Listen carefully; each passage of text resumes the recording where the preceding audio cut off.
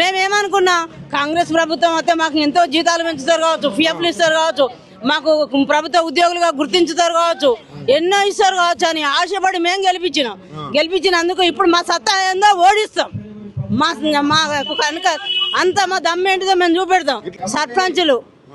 సర్పంచ్ ఇంతకుముందు ఒక గ్రామ కమిటీ ఆరోగ్యలక్ష్మి కమిటీ అనేటువంటిది ఒకటి ఉండే.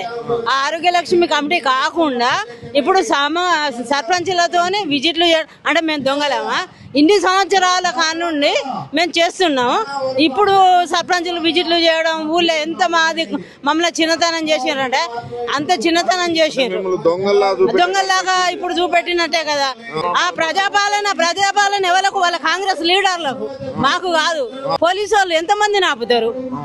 మేము కనీసానికి 32,000 మంది ఉన్నాం.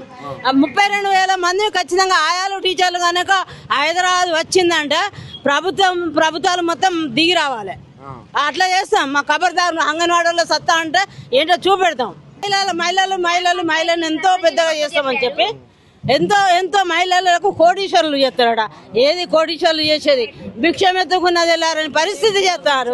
సంబరపడ్డాం, గెలిపించుకున్నాం సార్ను. అప్పటి నుండి మాకు ఇంకా కష్టాలు ఎక్కువైనాయి. ఫ్రీ ప్రైమరీ అని కొత్త సమస్యలు పెడుతుండ్రు. ధర్నా చేసుకునే పరిస్థితి లేదు. మాకు పర్మిషన్ ఇవ్వలేదు. ఎక్కడోళ్ళక్కడ మా వాళ్ళని అరెస్ట్ చేసి ఆడవాళ్ళని చూడకుండా అక్కడ 10 మంది అక్కడ 10 మంది గాయ అవుతుండ్రు. ఇప్పటి వరకు 1 గంట కావస్తుంది. తిండి లేదు, వాటర్ లేదు, ఏది లేదు. టెంట్లు గింట్లు అన్ని కూడా మా పరిస్థితి అదో రకంగా చేసిర్రు.